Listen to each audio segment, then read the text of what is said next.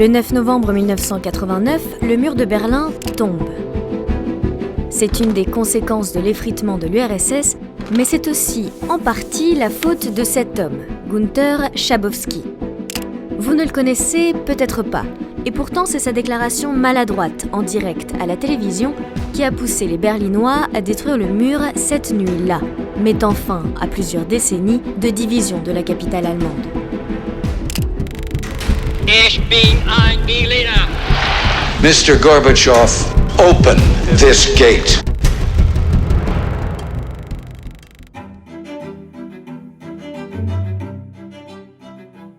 Aujourd'hui, à Berlin, le mur a quasiment disparu.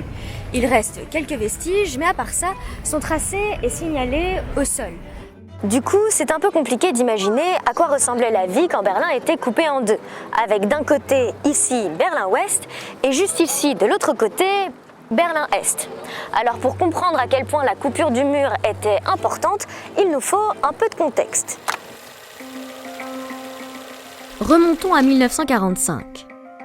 C'est la fin de la Seconde Guerre mondiale et les vainqueurs se partagent l'occupation du territoire allemand. L'URSS, les États-Unis, le Royaume-Uni et la France administrent chacun une zone. Bref, l'Allemagne est coupée en 4.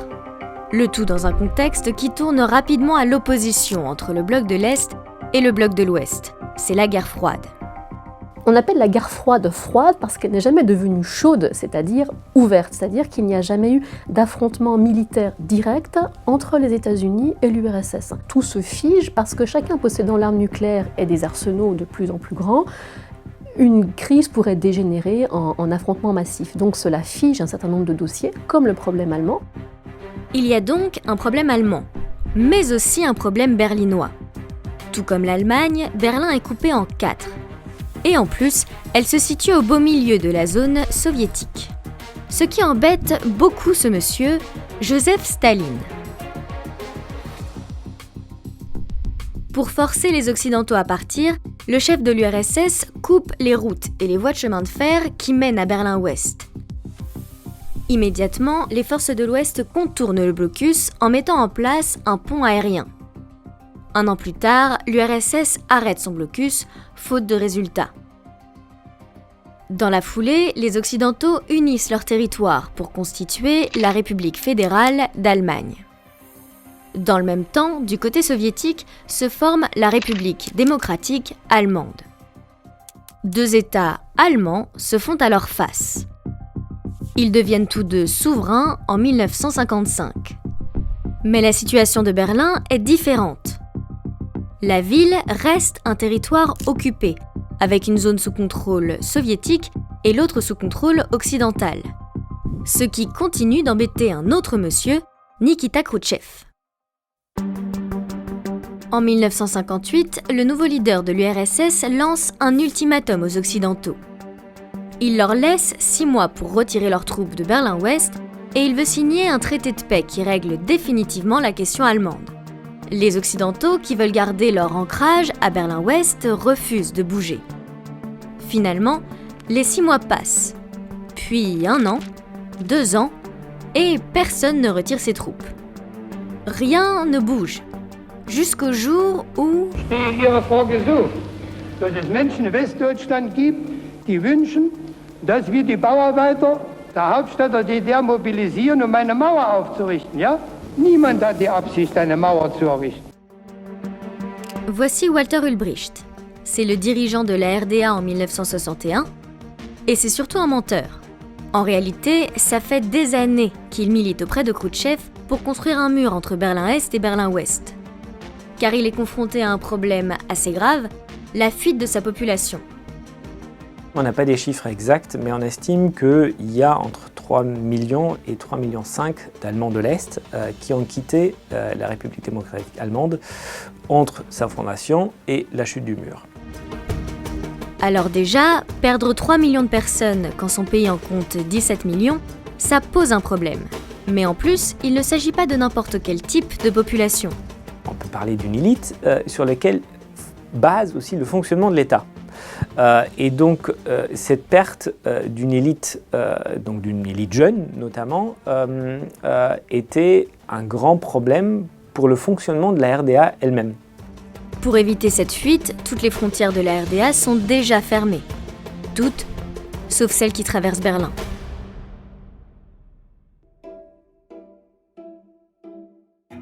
Construire un mur s'impose donc comme la meilleure solution, tant pour Ulrich que pour Khrouchtchev, qui ne veut pas perdre la face après son ultimatum raté.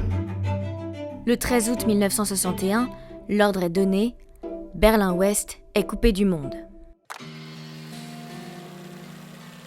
Du jour au lendemain, les familles sont séparées. De nombreux Est-Allemands ne peuvent plus se rendre sur leur lieu de travail et même les enfants doivent changer d'école. Bref, c'est un énorme choc pour les 3 millions de Berlinois. Et pourtant, les troupes occidentales présentes sur place ne bougent pas. Le mur de Berlin n'est pas construit sur la ligne exacte de la frontière. En fait, il est construit légèrement en retrait. Donc il est construit en zone soviétique. Il est hors de question de passer la frontière pour aller le détruire. Ça serait une invasion, ça serait une attaque. D'autant que, finalement, le mur arrange aussi les affaires des Occidentaux. Du point de vue des relations internationales, la construction du mur de Berlin, en soi, est un scandale. Mais aussi horrible que ce soit à dire, le mur de Berlin, en fait, permet de clore la crise ouverte par l'ultimatum, puisque tacitement, ça reconnaît que les Occidentaux sont légitimes à Berlin-Ouest.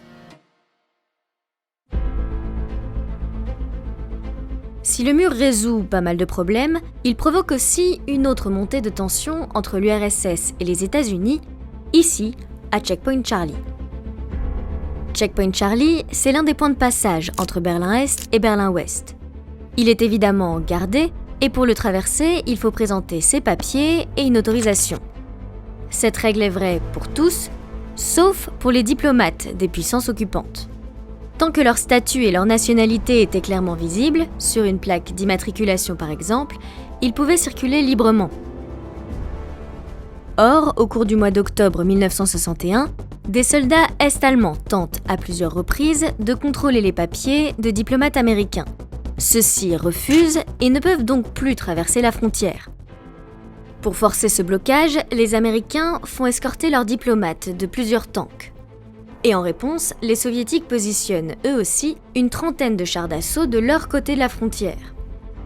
Le 27 octobre 1961, des chars soviétiques et américains se font donc face pendant 16 heures.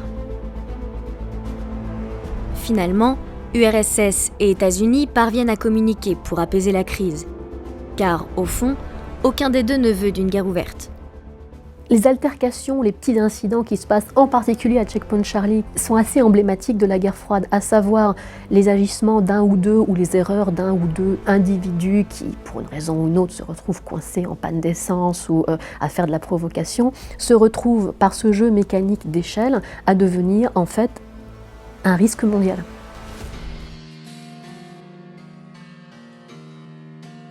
Bon, tout ça, c'est de la diplomatie. Mais on peut aussi se demander quelles étaient les conséquences réelles sur la vie des Berlinois. Eh bien, quand Berlin était coupé en deux, le mur ressemblait vraiment à une enceinte de prison.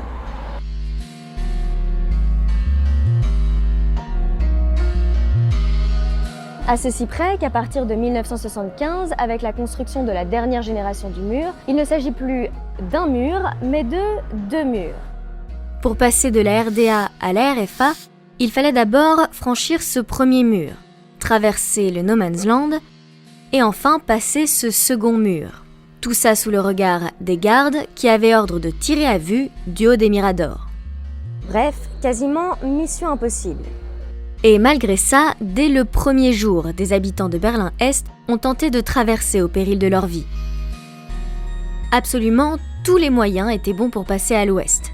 Se cacher dans des voitures, dans des trains, creuser des tunnels, y aller à la nage, survoler en ULM ou même en montgolfière.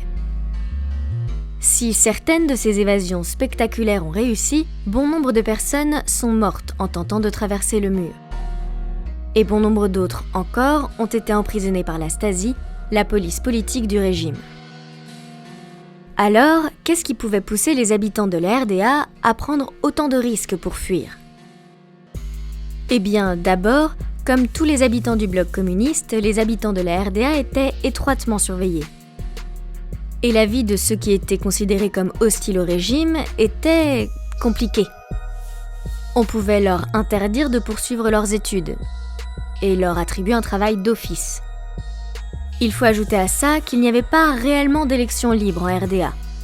Par contre, il y avait un décalage économique très important avec la RFA. D'un côté, vous avez la République fédérale d'Allemagne, qui est le pays qui se reconstruit le plus facilement et le plus rapidement dans toute l'Europe après la Deuxième Guerre mondiale, suite au soutien américain. Et vous avez de l'autre côté, donc une Allemagne de l'Est qui donc peine à tenir le rythme. C'est une question à la fois de décalage réel, mais aussi une question de perception, renforcée aussi par une certaine propagande américaine.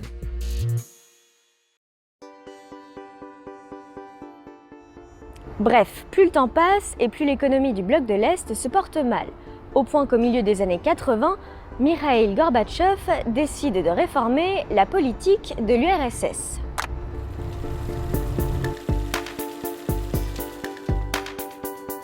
Avec la désidéologisation qu'apporte Gorbatchev, va aussi l'idée que les pays d'Europe de l'Est sont invités à rester dans le système qu'on a construit ensemble, à continuer à partager les valeurs qu'on a autour du communisme et différentes valeurs associées. Mais ça ne veut pas dire que l'URSS, en cas de crise interne, interviendra par les armes pour maintenir le communisme au pouvoir. Et ça libère beaucoup de forces d'opposition ou de paroles sur la possibilité de transformer les États d'Europe de l'Est. Et les conséquences de ce changement de politique sont radicales. En septembre 1989, la Hongrie est le premier pays du bloc communiste à ouvrir ses frontières. Quelques mois plus tard, la Tchécoslovaquie fait de même. Le rideau de fer se fissure. Des Allemands de l'Est fuient en masse par ces deux pays. Et au même moment, des manifestations qui regroupent des millions d'Allemands s'organisent en RDA. Devant l'ampleur de la contestation, les démissions s'enchaînent en RDA.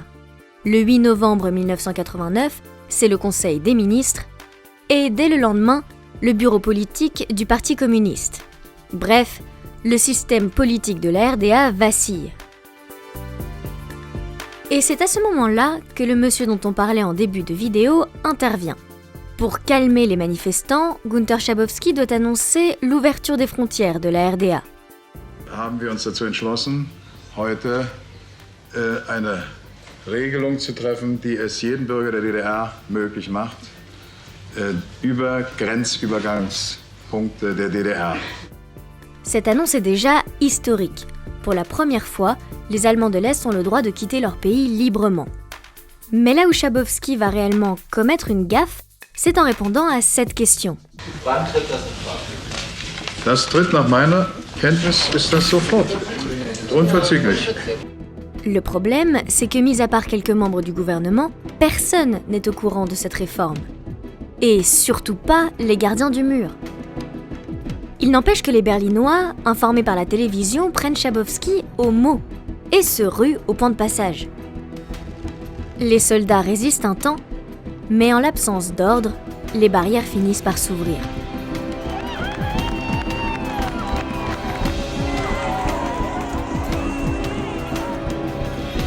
Le mur de Berlin est tombé.